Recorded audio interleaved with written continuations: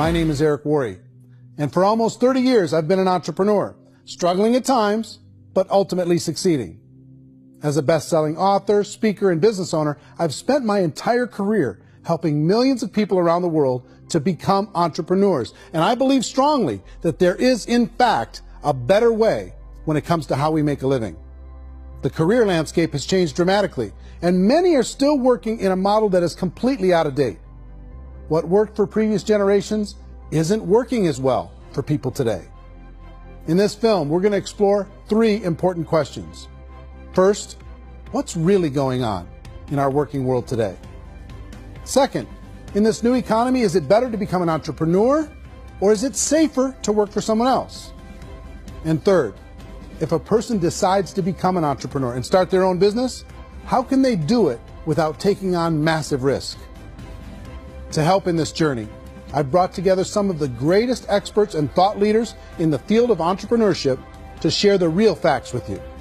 My intention is to give you new information that will allow you to make choices that are not limited by an old, outdated model.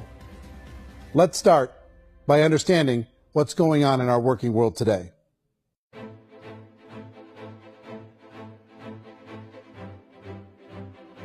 Let's look at unemployment. 30–40% of the people are honestly not working, but would be working. What our government does is if you haven't found a job in 6 months, we don't call you unemployed. We pretend you dropped out of the labor force. I've often said that unemployment, particularly structural unemployment, that's unemployment due to technological changes, is the first sign of economic growth. Think of it, 10 people live on an island. They go out every day and fish. One day, new technology shows up. A missionary brings them a net. Now, using the net, one pilots the boat, one throws the net. 2 fishermen can do all the work 10 used to. That's a 500% increase in productivity, 2 doing the work of 10, in one day. You don't have to learn a lot to learn how to throw a net instead of throw a fishing line. The island's got a big problem, 80% unemployment. But the island still has all the wealth of the fish because the 2 people produce as much fish as 10 did. Now, of course, looking back in history, these changes used to take thousands of years. And during that time, we went into farming and transportation. Some of us became doctors and some teachers and lawyers, and we developed all these new professions and new manufacturing jobs. Today, these changes are occurring literally in one day when a new technological advance occurs, and we don't have the social structures to deal with it or to retrain the unemployed people. So one of the things that I think is interesting as I travel across the country and really travel around the world is the way that we work and the way we get paid for work is changing pretty dramatically. On a global basis, everything is being turned upside down because of the rapidly advancing technologies. They are eliminating many jobs, and we have been left with many people not prepared for the jobs that exist. A lot of demand in public companies was to squeeze out all the fat and to get just as much margin as we possibly could, and fat equals humans. So this idea of job security in information age is so obsolete, but it's still taught inside our school system, and that's where the problem starts. There's no financial education in the school system, and people are still trained to be employees to work for that paycheck. This is a chart on the middle class. What's happening in the middle class, those who went to school, their incomes have been coming down for years. I feel sorry for the person who dreads going to work, who is sick to their stomach on Monday morning, who hates their alarm clock, who gets a little glimmer of hope on a Wednesday because it's hump day and says, thank God it's Friday. And they live for those 2 days a week where they get to be themselves and they don't have to be around people they don't like, and they don't have to play the political game in the office, and they don't have to live this half life. The person that works 50 weeks a year just to be able to have the 2 weeks for vacation. And you know what happens to most of them nowadays? They don't have a vacation. They have a staycation. They have time off of work, but they don't get to go where they want to go. I feel sorry for that group of people because there's a better way. They just don't know it. The basis for their life is worry. I'm worried you know, maybe I'll get fired. I'm worried maybe my company will go out of business. I'm worried I can't keep spinning the plates on paying the bills. I'm worried about how do I send my kids to college. I'm worried, what if the transmission of my car breaks? That's, you know, 2 or 3, I can't fix it. People live in a sea of worry, and it eats at them. It's time to look in the mirror and say, it's not the economy, it's my economy. It's my little world of where I am. I need to improve. I'm not going to wait for the economy to come back, because frankly, the economy is doing great in this country. The average household income in the United States is approximately $50,000 a year, what they call the middle class. To reach the top 25% of income earners, you'd need to earn at least $90,000 a year.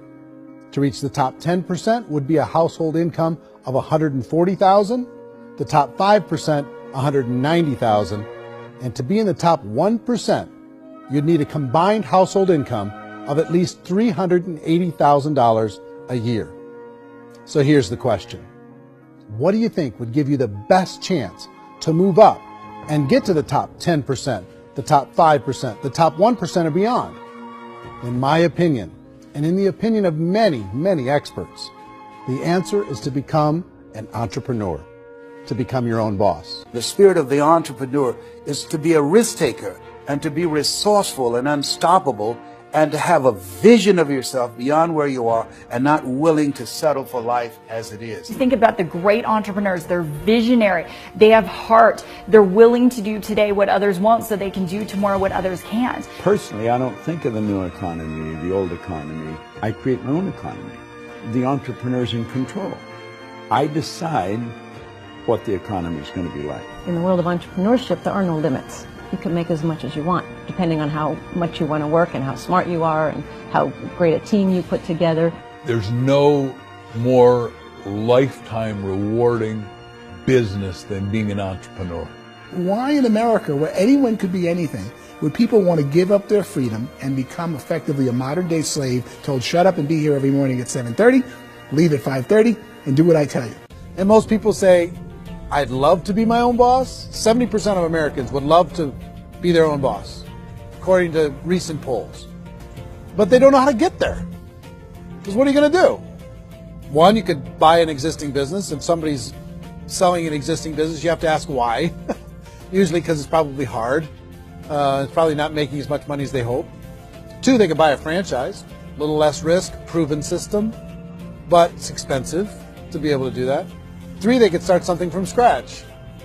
And that's where a lot of people feel like, I don't have the chops to do it. I don't have the money. I don't have the product idea. I don't have the expertise. I don't have whatever it's going to take to be able to get there, and I can't risk my family to do it.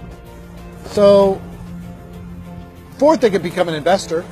A lot of people in this town invest to try and figure out a way, but you got to be pretty smart with that game too, right? People that start their own business, they spend a lot of money, they spend a lot of time, a lot of effort to get things started. And the more you invest on the upfront, the harder you typically work at it.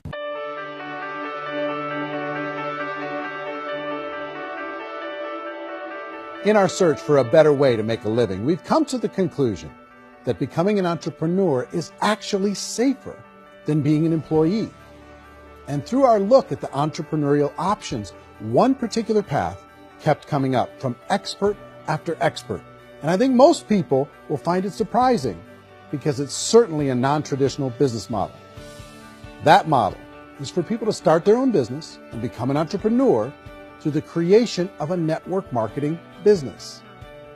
Some people call it direct selling because the product is being sold directly from the manufacturer to the end consumer, cutting out the middlemen. Other people call it multi-level marketing, or MLM, because there are multiple levels of commissions paid. The most common term today is network marketing, because network marketing best describes using a large group of independent distributors, independent entrepreneurs, to move a product or service more efficiently. So my friend here, Donald Trump, and I, we always write about the network marketing industry. And the reason we support the network marketing industry is because it really is a business school for entrepreneurs. Because most people come out of school looking for a paycheck. Oh, that's terrible. I went to network marketing like that. I think if it didn't exist, we should invent it. It is that good. I think direct selling is a great way to do business today. It's very easy to get into that industry, and you can be self-employed, be, in effect, an entrepreneur. A traditional company will spend up to 50% of their total revenue on marketing. Network marketing companies use a different approach. Instead of having all that extensive marketing expense, they utilize a network of independent distributors to do the marketing for them. Now, why do they do this?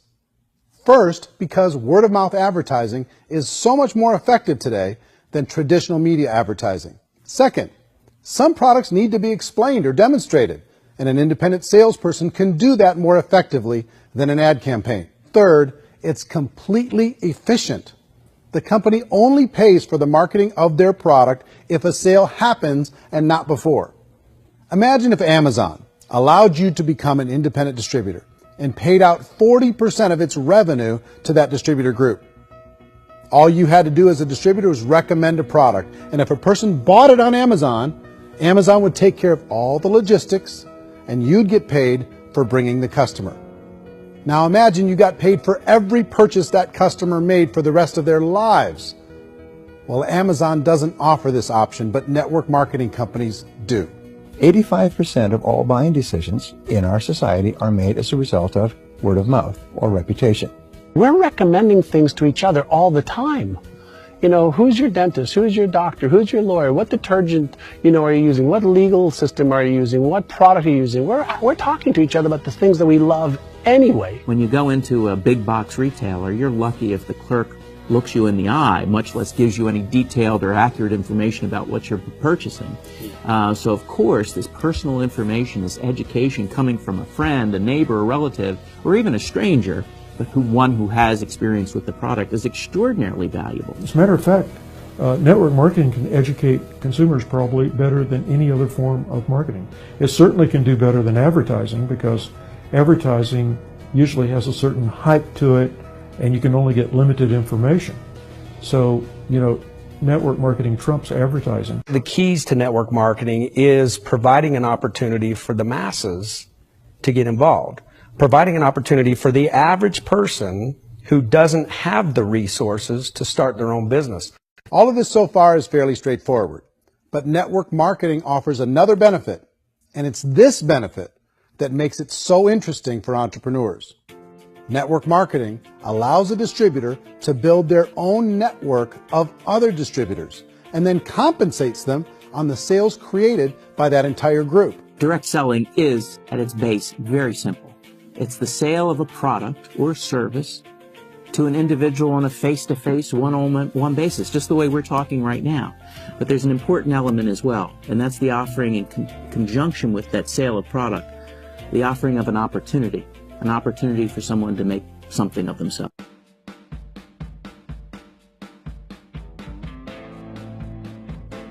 According to the Direct Selling Association, if you add up all the network marketing companies around the world, they combine to do over $178 billion a year in retail sales. To give you an idea of how big that really is, the NFL, the National Football League, does approximately $9 billion a year.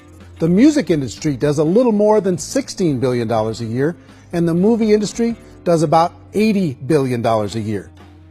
Using a conservative average, network marketing companies pay their distributors about 40% of that $178 billion in the form of commissions, which adds up to more than $71 billion a year.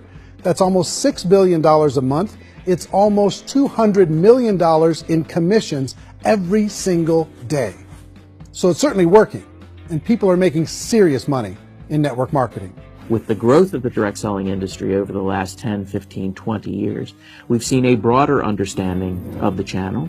We have seen more and more people getting involved in the business, so our penetration in the marketplace has increased, and thus the understanding in the marketplace of who we are has increased. And we've seen non-direct selling companies look at the direct selling model and say, something's going on there. People are making money, companies are being profitable, individuals are being motivated, product is being delivered to market. Maybe we should explore this. Some people think only the people at the top make money. Well, let's take a look at that as well. In the network marketing profession, there are roughly 500 people in the world who earn over $1 million a year. If you round that number up to $2 million a year, that adds up to about $1 billion a year. That takes the $71 billion paid out each year down to $70 billion. So where does the rest of the money go? The vast majority goes to part-time people making anywhere from a few $100s a month to many thousands of dollars a month. It goes to people who choose to make it a full-time career move and earning even more than that.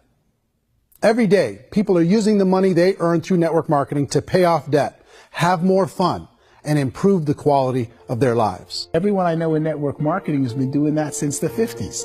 They go to work when they want to go to work. They stop working when they want to take time with their children to have a leisurely breakfast and discuss issues and drive them to school. They go back to work when they get home, wherever they're working out of. The biggest thing that I've seen is people that have become much happier in their life. MLM has probably made more millionaires of more people in more countries, and I've spoken to them in 67 countries, than any other single form of business, starting from nothing. If they have a choice between working a job for the next 10 years or working a network marketing business for the next 10 years, the result of working the network marketing business will be better.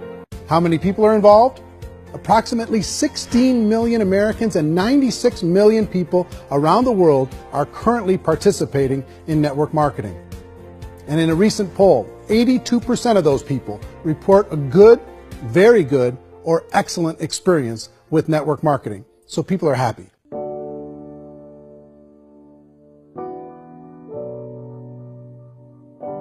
So I've taken a look at the network marketing profession and really tried to understand why so many people are confused as to the validity of this as a business. One is this pyramid shape. People get really messed up with this pyramid. Oh, it's one of those pyramid things. So I just think there are a lot of haters out there who really don't understand the industry and say, oh, it's a get-rich-quick scheme. It's a pyramid. Well, corporate America is a pyramid scheme. You know what I mean? It goes like this. You have thousands of MBAs, let's say working for Ford or General Motors or Coca-Cola. If all these MBAs are all trying to get to here, that's a pyramid. Only one guy's going to make it. Every 10 years, one's going to make it. Whereas you look at network marketing, it's like this. So you're here, and your job is to develop other CEOs coming up behind you. So it's an inverse pyramid. It doesn't matter what shape the company is or the compensation plan is shaped, whether it's a circle or a pyramid or a triangle or a trapezoid, it doesn't matter. If compensation is coming primarily from recruitment, then you've got a problem. On the other hand, if an operation is basing their compensation to participants on the basis of sales, even when those sales are generated by people you've recruited, well, then you're a perfectly legitimate enterprise. That's the legal test. It's the practical test. People start talking about 99% of people in network marketing don't make any money. Well, we've talked about that over the course of this journey together. Almost $200 million a day is being paid out to network marketing distributors around the world. The naysayers, the people who say that it doesn't work, are usually the ones who just don't know how to make it work for themselves. And so they're giving you an opinion, and I tell people, don't confuse people's opinions with expertise, because opinions are free. And don't confuse sincerity with the truth, because people could be sincerely wrong. But here's the reality inside of network marketing. The vast majority of people that get involved in network marketing just become customers, and they get involved to be able to purchase product at a lower price. If you take Costco as an example, if a person goes into Costco and gets a membership to Costco so they can get a lower price on the product, we don't call that person a loser because they have a bunch of product that they walked out with a smile on their face. Yet when some people want to take a look at network marketing, they say, well, those people, they're just using the product and they aren't earning an income, so they must be a loser. They're not a loser, they're a happy customer. That's the vast majority of people that are involved in network marketing. Now, a smaller percentage of those people decide to go build a business. They earn $300 a month, $500 a month, $1,000, $2,000. That's the bulk of earnings in network marketing. And then there's the few that really decide to take it serious, really decide to build a large network, really work to make that network very, very productive. And those people make huge amounts of money, and there's no cap.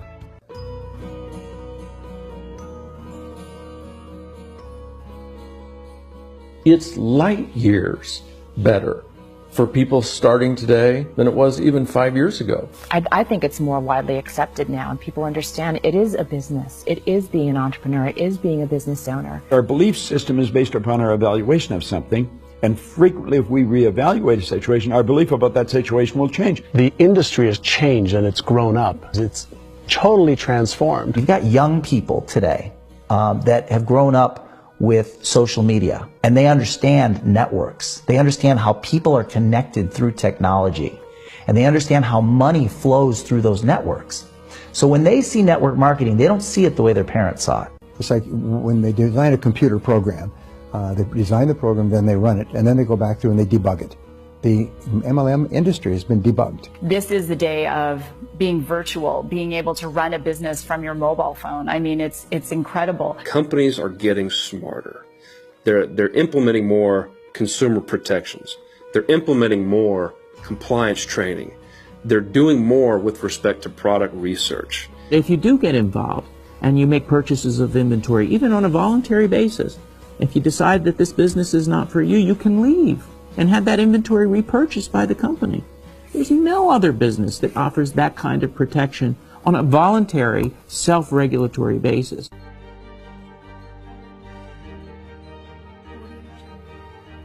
Life's too short to spend it living someone else's dream instead of your own. It's too short to spend it living at a fraction of your potential. Can being an entrepreneur be a challenge at times? Sure. But here's what you get in exchange. It can be yours. Something that you built, something that you created, something that you made happen. This balloon represents your dream. It represents entrepreneurship. My wish for all of you is that you would reach out and grab it. The choice is up to you.